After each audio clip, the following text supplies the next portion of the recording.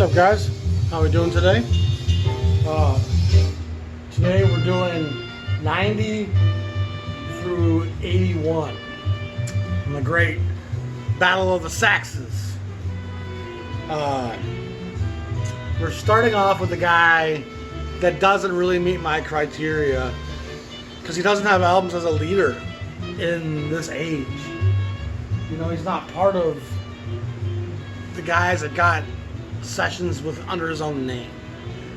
But I feel like I'd be remiss not to include him, in part because of his predominant role with Miles Davis in the early 60s.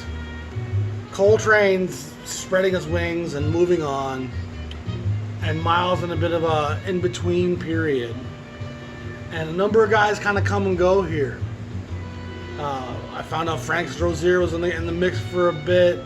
Sonny Stitt was in the mix for a bit. Sam Rivers. A lot of guys kind of come and go rather quickly. But George Coleman ends up being the player on one of my favorite Miles Davis records, 7 Steps to Heaven. And I've talked about this record in numerous different episodes. One of the things I like about it is there's an insecurity in Miles because he's not next to some giant Goliath like he was with the second quintet with numerous of those guys, and like he was with Coltrane and Chambers and that crew. He's with a kind of anonymous crew. Coleman's not a huge name. Neither of the other guys on the record, the Butlers and Victor Feldmans and whoever else is a part of it. It's a great record, though. I love a lot of the tracks on this record. Faces Street's great. 7 Steps is great. I Fall in Love Too Easily. I like the whole thing. It's gorgeous, and I dare to say it's one of the jazz records I've listened to the most over the last 20 years. It was a record I connected with. It was more modern than the first quintet stuff was, which I also had. The first quintet is great, but there's something about this record that just always drew me in. Even the name, 7 Steps to Heaven. It just sounded like it was going to have a melancholy to it. And it kind of does. And of course, Miles' career goes in a different direction after this with the second quintet. Coleman only makes this one record, but he is on a number of live records here. Miles in Europe with Coleman, Carter, and Williams, with Hancock, Carter, and Williams, sorry. This is also with Hancock, Carter, and Williams. So the missing piece here, of course, is Wayne Shorter on all these records. And on those live sessions, that rhythm section kind of finds its place, but they're not on 7 Steps. I don't think Carter is. I have it. I think it doesn't matter. But Coleman's wonderful. You hear him right here. He's got some of the bright light of Coltrane, but it's a more constrained, less forceful center. And so it's a little more effortless, and he's a little less exhausted when he's done. And the thing about Coltrane's exhaustion is it's also exhausting for the engaged listener, because it's going to wrench you through all these different phases of the cosmos, and it's just an intense experience listening to Coltrane. You know, no matter what stage of his career he's in, it's never stagnant water. There's always a ripple and a current and some bubbling brooks going on. And so you're almost kind of keep playing catch up with him. Coleman's a little bit more laid back in the cut. You know, he's just kind of filling the groove in the space. So I felt like he had to be mentioned here. And so George Coleman gets number 90 on my slot. The next guy, number 89, was a guy I had some trouble finding much information about, to be honest. And that's not been a problem with too many of these guys, surprisingly. But the internet didn't have much to offer me. And I ended up getting more from the record itself, the liner notes, than anywhere else. But sadly, even the liner notes were not traditional. They have the liner notes on the front, not on the back. Heat News and Bill Grauer's reputation kind of ensured me that this was going to be a great session regardless of the unknown factor. And it is a great record. And what I did find out about this record, it's got a guy by the name of John Hunt on the flugelhorn. Bobby Timmons, Albert Heath, and Sam Jones are the rhythm section, and that's top of the mark. Along with Joe Alexander playing the tenor. And what I found out about Joe Alexander was he was born in Birmingham, Alabama. Couldn't even find the date of his birth. He moved to Cleveland at a pretty young age, and he worked a lot locally in the Cleveland area. And what these liner notes pretty much say is that because this guy didn't aggressively pursue a career and stayed locally, he's kind of remained unknown up until this point. And sadly, he remains unknown even after this point. Jazzland titles never sold particularly well. Some of Jazzland 23, of course, the Riverside subsidiary. Interestingly enough, he did work with the Three Sounds at some point, I believe in mid-50s, late 50s, I'm not sure. This was recorded in New York City, June 20th, 1960. And the other thing I found out was interesting about this record was that John Hunt was a member of the Ray Charles Band. So even in the unknown, there's still degrees of pedigree and talent. And how many great unknown players remain unknown? And I was talking to my wife yesterday. There's 150 saxophone players on this series that we're doing. The 50 white guys, the 100 black guys. And there's probably a dozen other guys that we're going to mention in honorable mention on both series. And so we're talking well over 150, 160 guys that we're going to talk about, acknowledge, and look at. And it's from a 10-year period, 50 to 65 roughly. Some guys have earlier starts, some guys go later. But we're talking about the records that came out in that era. And just like the big leagues, for every big league player, there's dozens, if not hundreds, of guys in the minor leagues that are never going to get to this stage.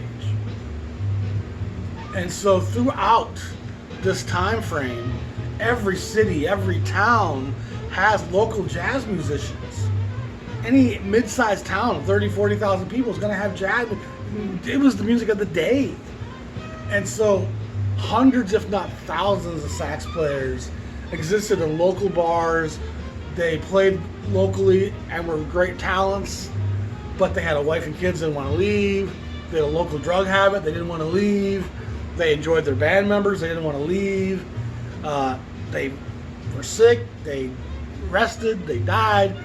There's infinite reasons why a lot of these guys never became known. So even though that number 150 seems like an immense number of saxophone players, it's probably somewhere in the area of 5% of what was really out there in America, coast to coast, playing jazz blues in bars. And when talented guys came to town who were known, they would often just look for local musicians to fill the spots in, because jazz and the blues allow you to do that. And so what you end up with is a lot of guys that remain in obscurity, some by their own choice, you know, and some just by the luck of the draw and how fate would have it. There's a lot of unknowns in that whole equation, but it doesn't change the fact that guys like Joe Alexander from Cleveland were by no means the exception in terms of anonymity. For every Joe Alexander, there's probably 100 more. 30 probably in Cleveland alone in that era that were great players. They'll never get any recognition. And so that's just part of the facts, the facts and the math of the matter. think a lot of guys just get sidelined. Next guy we're going to look at, and we'll probably get some shit from some people for putting him at number 88, but it's Archie Shepp. And I went through a real big Archie Shepp phase in the late 90s, listening to a lot of him and Pharoah Saunders. I was a big Coltrane head, and I was really into this stuff. And I have a high respect for the Marion Browns, Archie Shepps, Coltrane's, Pharoahs. I certainly don't enjoy it or listen to it like I once did. Like we spoke with Marion Brown, there's an absolute intellect behind a lot of this music. And it almost is the engine that drives a lot of it. The intellect of the higher education allows them to want to kind of dissect the music on a different level. They want to include the militancy of the current age, civil rights movement, the connections to Africa and tribalism, the sounds and rhythms and polyrhythms of the African beats. They're incorporating a lot of stuff, and a lot of it is by design, by thought. They're planning and prepping this new music. And I would go so far as to say, I lay in bed last night thinking about it. There's really two streams of jazz in a lot of ways. There's the driven by the brain music, that for me, the avant-garde, free jazz, even modal jazz to some degree can be that. A lot of heavily composed jazz is a mental exercise and a statement of a mental exercise. The other train of thought is led by the other head, and it does the thinking. And that's the swinging and the blues-driven, danceable jazz that most of us knew for decades. And so there is a real separation between mental, thought-provoked jazz and the physical emoting of the sexually driven jazz. And they don't really intermingle. They don't really even cross paths a lot. And a lot of these guys who ended up in the avant-garde and the free were, like I said with Marion Brown, highly educated, highly motivated by what was happening in civil rights, and they tried to make the music an expression of these complicated times.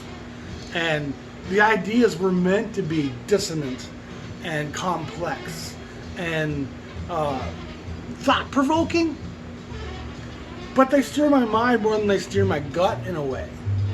You know, they both end up reflecting the black experience, but from different places. The one was more joyful, celebratory, sometimes aggressive and frustrated, but still, it was, at the end of the day, we can bust a nut. This one's far more, we don't got time for sex. We got things we got to straighten out. And they both have their place in the jazz kingdom. Shepp, like Marion Brown's an intellectual. He cuts his teeth in the wake of the John Coltrane phenomenon. He ends up getting work at Impulse because of his work with Coltrane. He's born May 24, 1937 in Fort Lauderdale, Florida. He's raised in Philadelphia. In 44, he's hearing music that's already kind of happening. He works with... He was on some of the tracks of Love Supreme, but they never made the album. They make some of the alternate takes that you can now find today. He works with people like Alan Shorter, Reggie Workman, Moffett, Roswell Rudd, John Tachai. His first notice was a New Thing at Newport record. And this is Impulse number 94. And Coltrane has a song or two on the first side.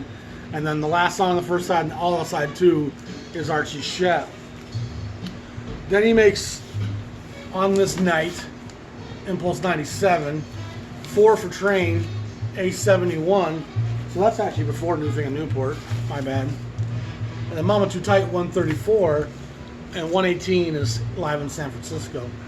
And I think he's more listenable than Pharaoh. Pharaoh can be very listenable, but then he'll fall into complete dissonance.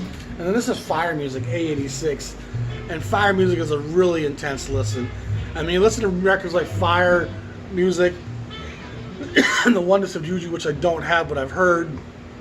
There's an Afrocentric, politically motivated, socially conscious militancy. They're adapting African sounds and rhythms into the mix. It's complex. It's not easy listening. It's, like I said, cerebral music driven by mental processes. It's great stuff. Remember my beer reference here? If you like intense. If you like lots of flavor, triple IPAs, barley wines, Archie Shepp's for you. If you like more easy drinking pilsners, I would shy away from Archie Shepp. His place in the kingdom is one of royalty, but his music is such that it's diminished in its listenability for most. And it's okay to be, I don't really get this or dig it. It's fine. You know, if you're a pilsner drinker, great. No one makes you want to. No one should make you feel obligated to like something that doesn't sit well with you.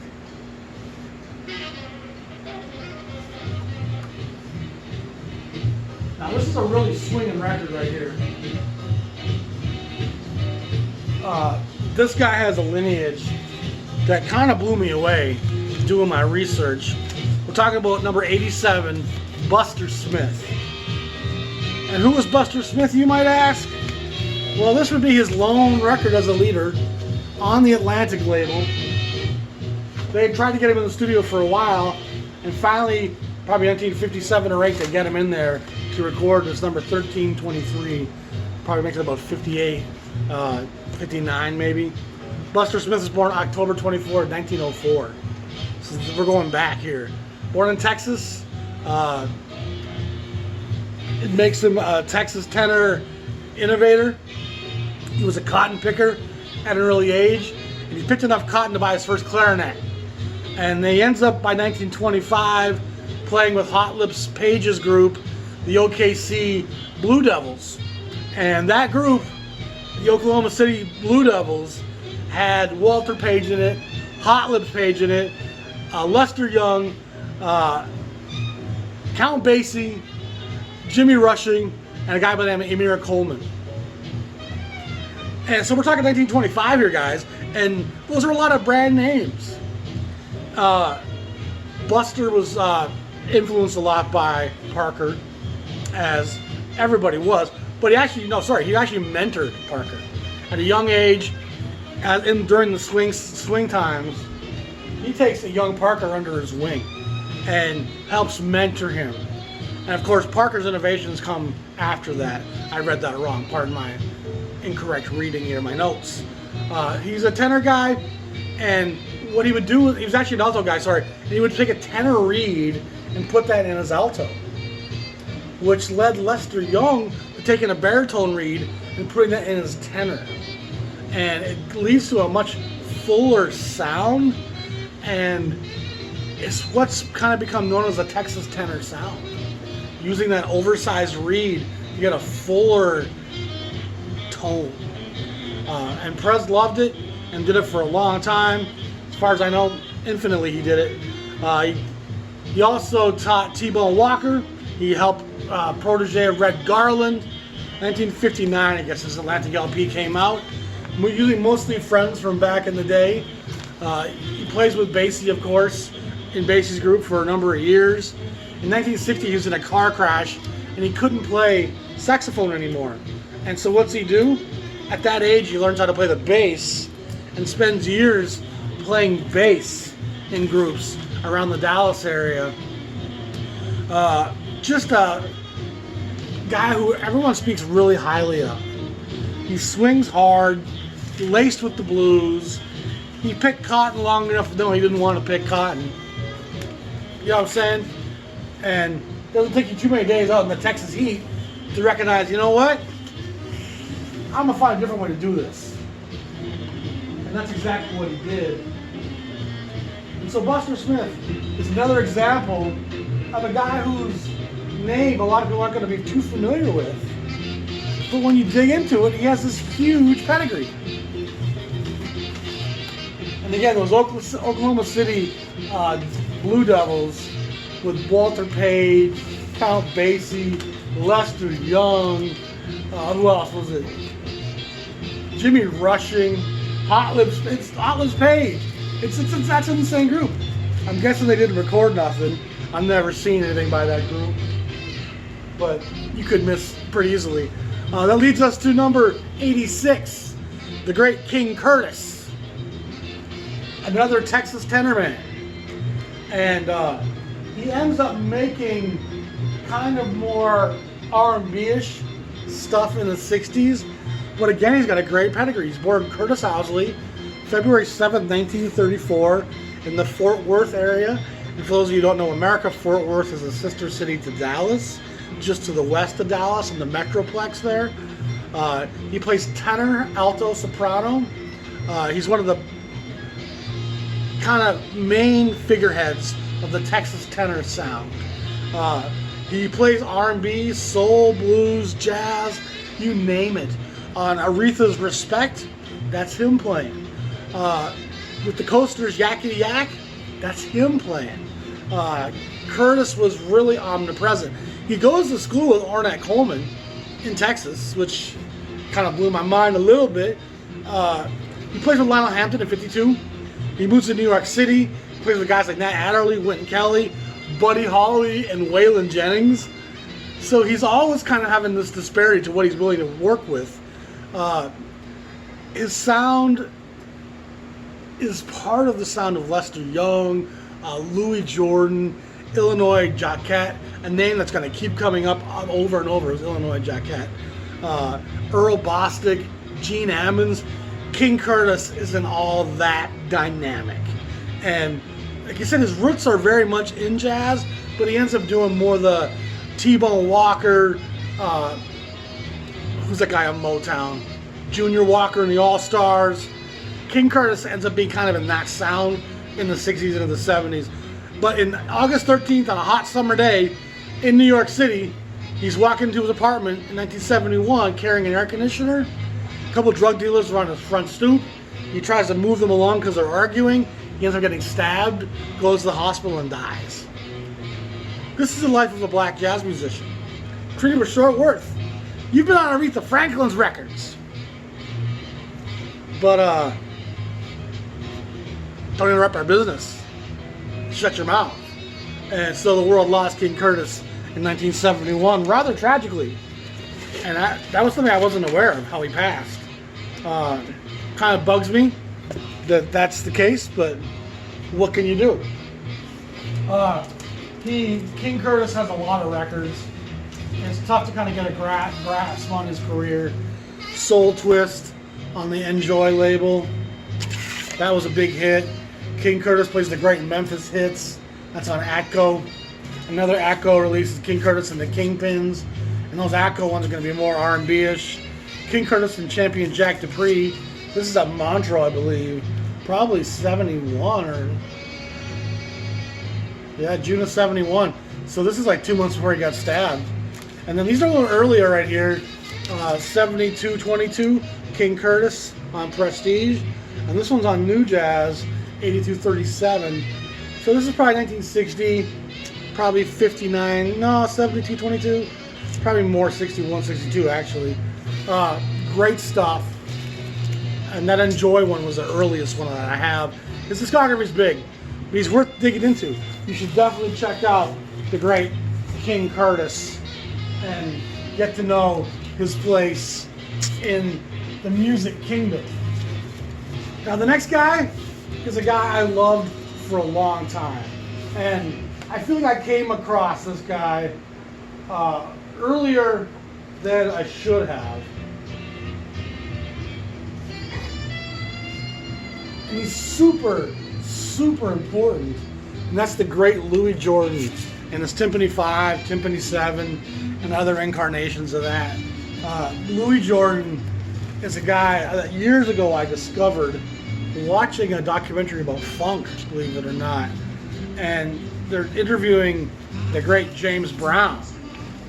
And James Brown said he saw Louis Jordan as a young man, and it changed his life. You know what I mean? That's what great artists can do. They can change your life. And Jordan is one of the great characters in music history. Just a real spitfire of a personality. An incredible player on the alto. A great dancer. A great showman. A great songwriter. A great chooser of band members. All the stuff James Brown borrows a lot from. There's a great picture of the guy. He pretty much is a star of the 40s. And when I looked at it, from 42 to 51, so that 10 years, he dominates the race record charts. Because that's what we call black music in those days, race records. And he's got #1 hits. He's got a few crossover hits into the white chart, which was pretty unheard of in those days. He makes an infectious music that just makes you want to dance, shuck, jive. So many fun songs, so many big hits. Open the Door, Richard's great. I love What's the Use of Getting Sober When You're Gonna Get Drunk Again. Is You Is. Is You Is or Is You Ain't My Baby. 5 guys named Bo, Jack, You're Dead. Somebody done changed the lock on my door. I like 'em fat like that. My baby.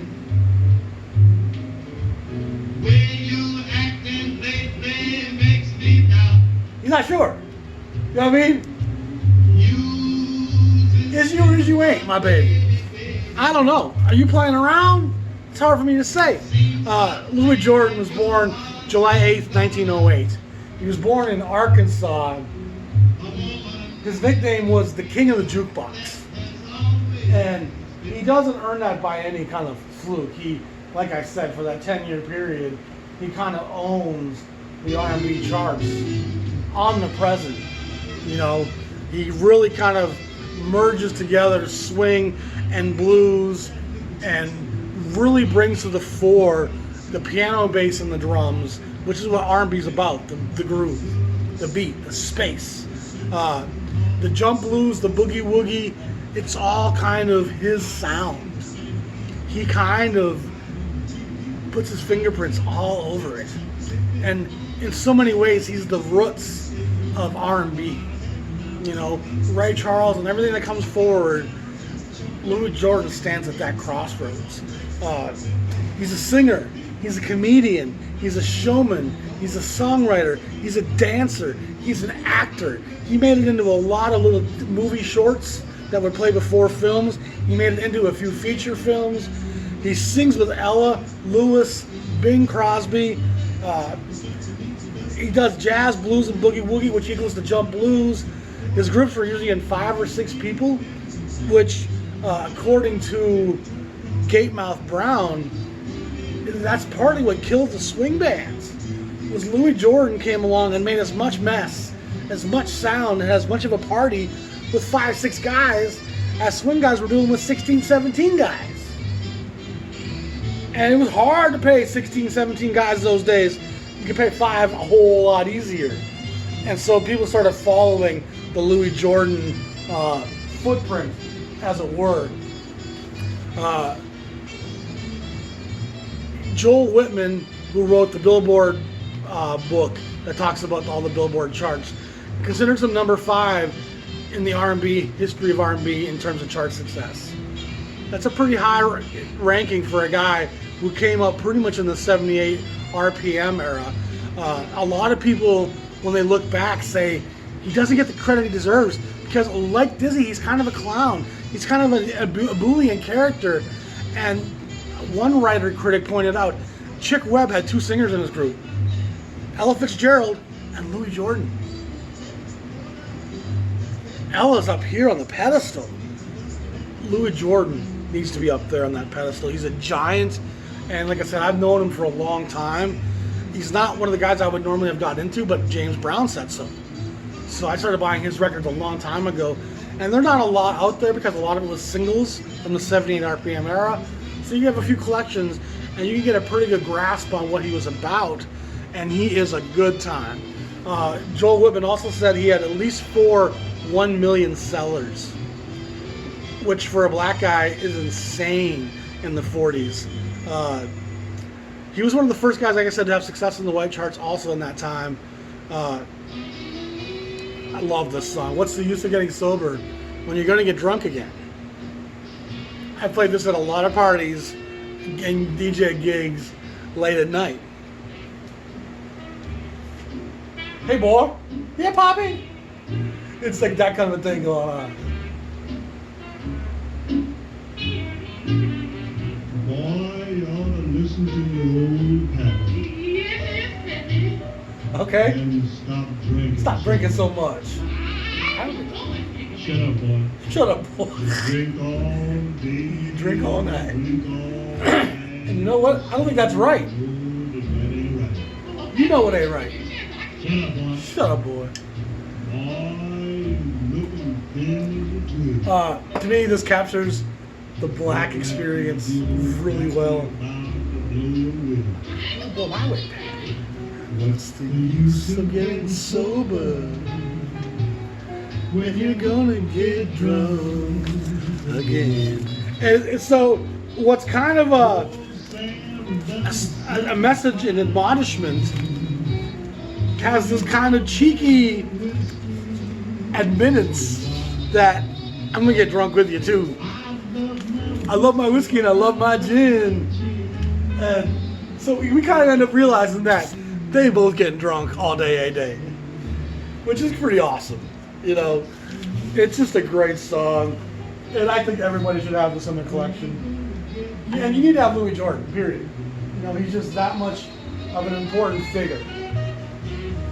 And honestly, Louis Jordan possibly could be even higher in the ranks, but again, he's so R&B that I didn't want to discolor the rankings too much, because then you start having to have a lot of other crossover issues. Number 84 on my list, the great Buddy Tate, another Texas tenorman.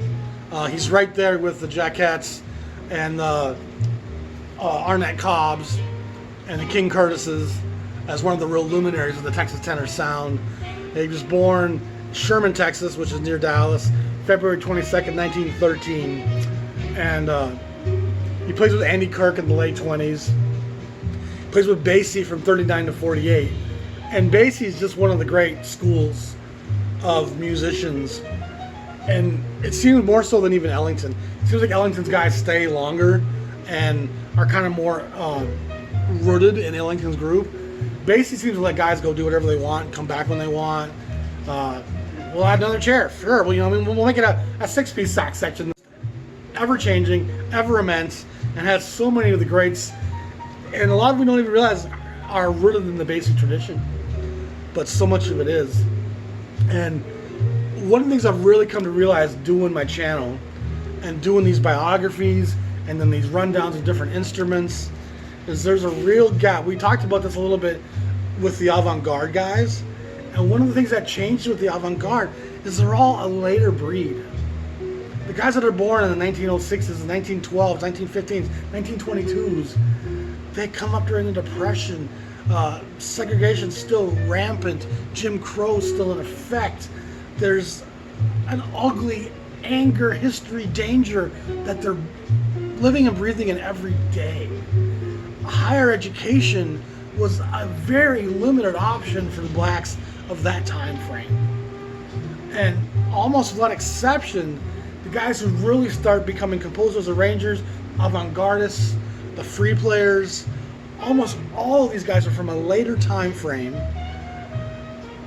born late 20s into the 30s, into the 40s even, and have more education because of that time frame. And it's that steers them and takes the steering wheel away from the sexuality and the guts of the blues and puts steering in the hands of the mental experience. And that's where I think the real change comes in jazz. It's a matter of schooling and education. And in some ways we lose something when we lose the blues, because that's what the music was so rooted in its initial 3 decades. But Buddy Tate is a guy that's really rooted in the blues. His sound is barbecue sauce. Like, you can hear it dripping out of his horn. And it's a honey barbecue sauce. So there's like some consistency to this stuff. This ain't some runny South Carolina spicy bar. This is thick, syrupy, sweet, spicy, honey thick barbecue sauce coming out of that horn. And again, the Texas tenors, it's about that meaty, full tonality and being rooted in the blues and being rooted in R&B. You know what I mean? Never being an over player, more of a restrained, constrained player. Again, Count Basie's minimalism is kind of what is part of that movement as well. Buddy Tate plays with Basie from 39 to 48. He started his own band in Harlem in the early 50s, playing at the Celebrity Club. He was injured by scalding hot water in a hotel shower. What it doesn't say was, why was the bitch so angry? Why'd you dump water on? How do you get hot water on you scalding in a hotel shower? It reminds me of the Al Green story, where Al Green's girl at the time found out he was being promiscuous, and if you didn't know Al Green was doing this thing on the side back when he was doing Let's Stay Together, honey, you should have stayed in school a few days longer, because Al Green was doing his thing with them little leather pants on. Come on. But she threw hot grits on him when he was in the shower and caused some pretty bad damage. Brothers, be careful out there. You gotta duck the white man, the police, the man, and angry sisters. Be careful where you go, brother. Buddy Tate was a character. He's got 5 records on the Swingville Prestige label. And Prestige was putting guys like this on the Swingville series, and I love the 2 I have. I want to get the other 3 at some point. Time and money, you know what I'm saying? He actually features in the Texas tenor film about Illinois Jacquet, the Illinois Jacquet story. And again, that name's going to keep popping up. He's one of the most unheralded guys, Illinois. I love Buddy Tate. He plays with that same type of sound that you get from the other Texas tenors. And it's always an enjoyable listen. So that's number 84, Buddy Tate. Now we're going to move on to number 83. This guy by the name of Cecil Payne, who was a baritone player. And he's on the scene during the bebop years. Around Parker. You know, he's playing on Savoy with J.J. Johnson. Very 46, right after the war. He's born in New York City, December 14th, 1922. So he definitely has a lineage. He plays alto and flute before settling on the tenor. He heard Honeysuckle Rose by Count Basie, and that's what inspired him to want to be a musician. Basie's influence again. His parents want him to be a dentist. And his comment to his parents was, I'm not sure I'd be a very successful dentist with the name Dr. Payne. Gotta hand it to you there, Cecil. You're probably right on that one. You got out of that clever. He plays on Decca, records some for Decca. Later in the 60s on the Muse label. He's on the Charlie Parker label, which is a label that came after his passing. Like I say, it's with J.J. Johnson on Savoy in 46. He plays with Roy Eldridge for a little while, who introduces him to Dizzy. He plays with Dizzy from 47 to 49. In the early 50s, he's playing with Tad Dameron. And then he ends up playing with Illinois Jacquet from 52 to 54.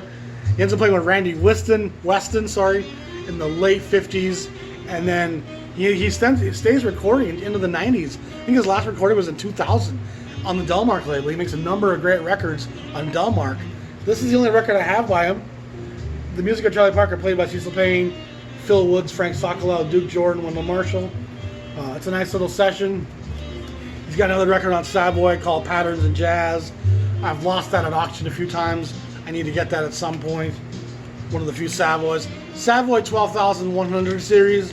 There's some stuff there I'm missing. Some of those titles can get kind of expensive nowadays. Which leads me to a new guy who I've been digging into more and more as of late. Another guy from the United Kingdom. A guy by the name of Joe Harriott. And I do an episode on the sound of jazz from Jamaica, where I talk about Joe Harriott and Dizzy Reese and a bunch of other guys. But this is Joe Harriott. Some kid took the drawing pencil over this gal with a pen, jerk off, before I bought it. But it allowed me to get this record for half of what it would have cost me otherwise. So thank you, kid. He has 2 records on the Jazzland label. So once again, Orrin Keep News and Bill Grauer are bringing guys like Don Rendell and Tubby Hayes, their recordings and releasing them. These were all recorded over in England. This record is a little more straightforward in the bebop tradition. A guy definitely influenced by Parker. Harriott was born in 1528 in Kingston, July 15th, 1928 in Kingston, Jamaica. He moves to the UK in 1951 and becomes a part of the scene there, working with numerous different groups, including at times the Tony Scott group, not Tony Scott. I'm drawing a blank right now. He plays in Tony Kinsey's band in the 50s for a while. Again, these are names I'm not going to really know so well. I'm not very familiar with the UK scene. But he has 2 long stints with the Tony Kinsey band. The Ronnie Scott group he plays with off and on. In '54, he does his first recording under his own name as on these EPs on the UK version of Columbia. He does these 2 Jazzland records in about 1959-60. He tours with the MJQ and the Modern Jazz Quartet in the UK in 1959. And in '58, he forms his own bebop group. And it's a pretty intense version of bebop that they stomp out. And he was a pretty big name in the UK scene. He's got a sound that's, while very lyrical, it's dry and bitter and brittle and searing, and it can burn the outside of you while leaving the soft kind of inside. And his tone is aggressive, and he's got like frustration breathing from him. And he plays angles and edges really well, somewhere like a Jackie McLean. That's fun. A lot of edge and dynamic to him. I do want to thank my friend Matt Parker. My friend Matt Parker out of the UK, who works for the label. He produced this record for Jazz in Britain. I just received this in the mail yesterday, and I'm going to do a more extensive review of it coming up. But beautiful pressing, great album cover. Thank you again, Matt. I listened to it twice yesterday. The big band stuff is pretty outstanding, which are the last 2 tracks on side 2, and that's as a member of Harry South Big Band, recorded in London 1969. And that big band reminds me some of Quincy Jones, some of the Billy Eckstine big groups that were kind of bebop driven, but there's a lot of swing in there, like some of the late 60s Count Basie groups. So it's a pretty interesting combo of what I'm hearing, and I've only heard it twice. I was kind of doing stuff while I did it, so I can't give you a great review yet. And then the first 4 tracks, or maybe 3, first 4 tracks are his quintet with Harriott, Kenny Wheeler, Pat Smythe, Ronnie Mathewson, and Bill Aiden. And those songs are more in the straight bebop, hard bop idiom, and they drive pretty hard, and there's some pretty good dissonance and edges on this, And if you're a fan of that sound, if you like avant-garde bebop, this guy's for you. Harriet's got some things to say, and believe me when I say he saw some ugly things in Jamaica as a kid, going to the Alpha Boys School, you know, getting his first clarinet, eventually getting into the local dance bands in Jamaica, and finally making his way to England. And being black in England is still tough. It's not like being black in America, you know. It's not life and death every day, but it's by no means a picnic being black in the United Kingdom. And so that's number 82 on my list, Joe Harriet. And that's going to lead me to number 1. And this guy sort of has 2 careers. He's got his first chapter where he's at VJ label, making some great jazz.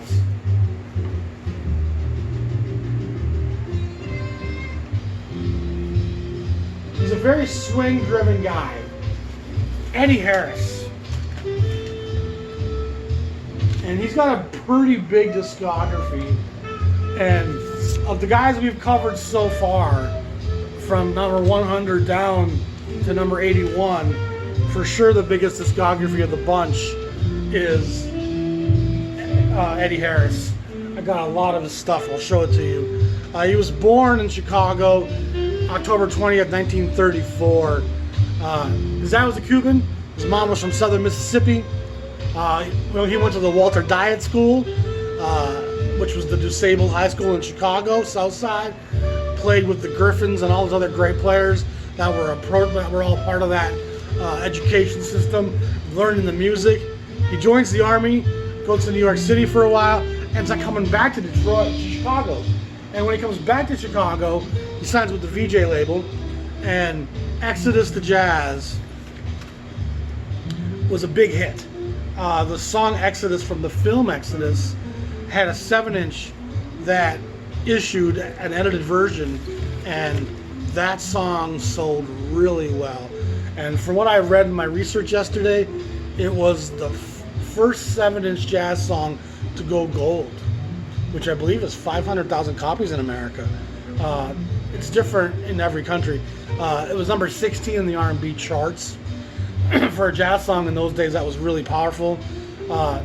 He moves to the In Sound on Atlantic, which becomes a bit more back to the old school bebop, but he's always got an R&B edge to him, which is partly why he was very popular.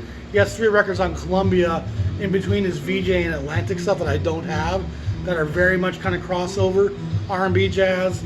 But his Atlantic stuff's great, and I like most of his VJ stuff a lot. When he's at Atlantic, he's playing the electric piano some and the baritone sax, which is like a pickup you put on your saxophone. A lot of jazz, funk, fusion mix that's going on there. And then in '67, he does a record called The Electrifying Eddie Harris with the big track Listen Here. That was a big hit. And we'll kind of jump through his work here. VJ, that's just Eddie Harris, number 3025. Number 3027, Jazz for Breakfast at Tiffany's, Eddie Harris. Eddie Harris, 3034, the Bossa Nova. What's that, about 1963 probably? 3037, Half and Half. 3031, Goes to the Movies. So you can see that the early VJ stuff with the Paul Chambers, the Wayne Shorters, the Lee Morgans, the Wynton Kellys has given way now to Eddie Harris's sound, and he's got a lot of the VJ discography in the 3030s, in that whole era. He leaves for Columbia, and he comes back and he moves to Atlantic. And this is great stuff, the In Sound. It's powerful.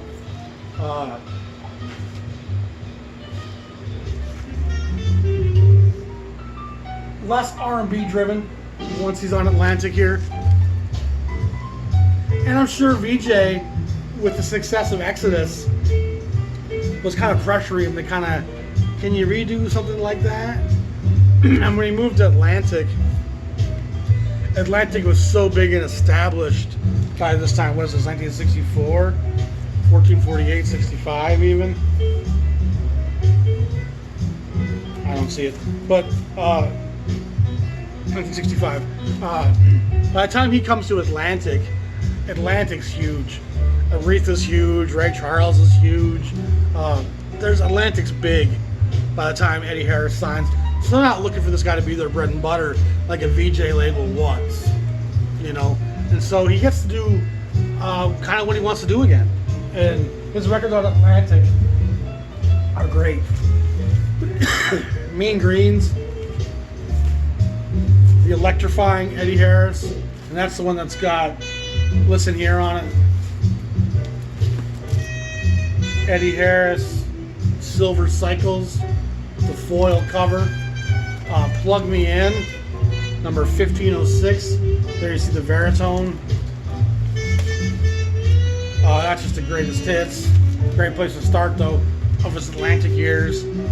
Bad Luck is all I have. 1675, which probably puts it about 1970. Eddie Harris Free Speech, 1573.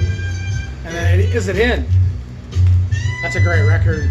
Very much in the funk crossover sound. So Eddie Harris is a guy that deserves a lot of attention and recognition. And his stuff's out there to be had.